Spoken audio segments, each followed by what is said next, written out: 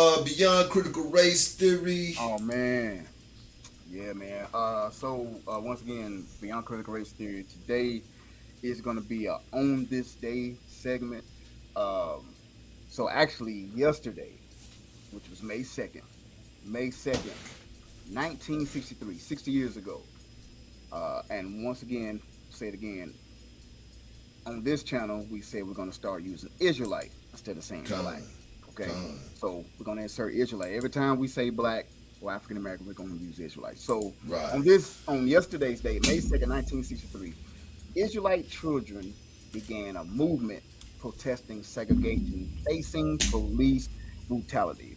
But before I go there, before we read this article from the history of racial injustice.com, I want to read a scripture, Deuteronomy 28, 49 and 50. And I I'm about want to pull us, it up for you. yeah, Deuteronomy 28, 49 and 50. And what I want us to do is think about this passage. And we know what Deuteronomy 28 talks about. All right. There was conditions that if we keep the law, statutes, commandments, if we hearken Facts. to the voice of the Most High, the blessings. If Right. we don't, The this is what's going to curses. happen. The curses. So just these two verses alone, and then we're going to read this article. I want you to, when we get to this article, I want us to say law on Deuteronomy 28, 49. Deuteronomy 28, 49 and 50. It says, the Most High shall bring a nation against thee from far, from the end of the earth, as swift as the eagle flieth, a nation whose tongue shall not understand. Here's the verse 50. A nation of fierce countenance, which shall not regard the person of old, nor show favor to the young. All right, let's get into this article about these children, man. Let's get into this. Let's see what happened on May 2nd, 1963. All right, it says Israelite children began protesting, but I began a movement think of Young protesting Judah about to pull it up right Okay, Yeah, now. I'm about okay. to pull it up for you. Give me One one second second. now, yo. Police brutality. So yeah, think about that, especially 50. On how what nation is it talking about that's not going to regard old or the young, even our Facts. babies. Okay. All right. So let's get it.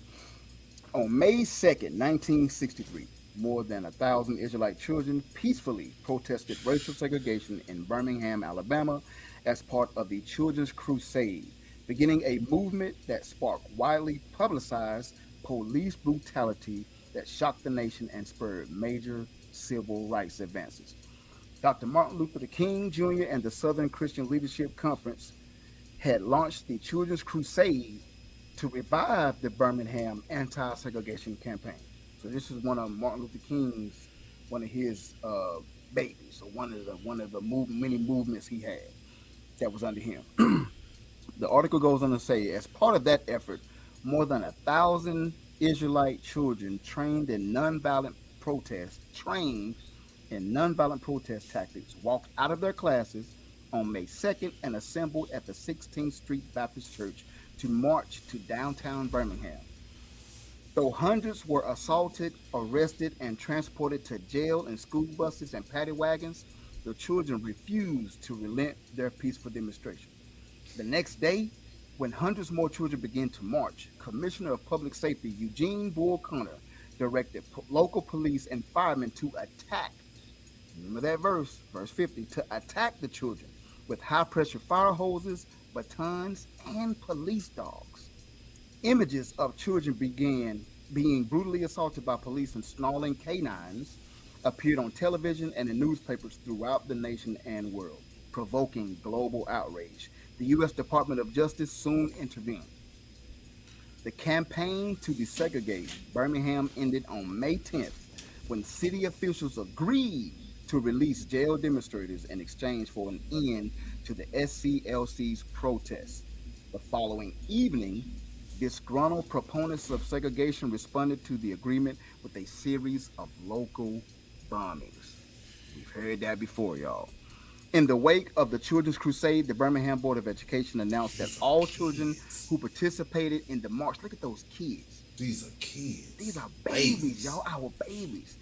Seeing this as a man now, And seeing this image as a young boy, their ages, when I was in middle school or whatever, we didn't learn about it. They just showed us the image. You know what I'm saying? They didn't really teach us. But now that we're older and in this truth, Deuteronomy comes to mind. Because once again, this was all good until Martin Luther King later on said, "I think I done led the nation into a house burning, house on fire." Burning. Think I So, done done. what images, as he was saying that speech, what images you think played back in his mind? These little babies getting canine dogs sicked on them, getting bit, getting fire hoses, getting hit with batons. Babies, y'all. These kids are 8, 7, 8, 9 years old. So, now the Board of Education, once again, and we're about to close out this article. The Board of Education announced that all the children who participated in the march I'm would sorry. be suspended or expelled from school. So they doubled down. Like, we don't care that you got dog bites. We don't care you got stitches. We don't care that pressure water hose almost put your eye out, almost broke your arm. We don't care about that. We don't care about that baton crack you upside the skull. We gonna now you out of school. We're gonna kick you out. A federal district court upheld the ruling, but the U.S. Court of Appeals for the Fifth Circuit ultimately reversed the decision and ordered the students remitted to school. So on yesterday's date, May 2nd, 60 years ago, this happened.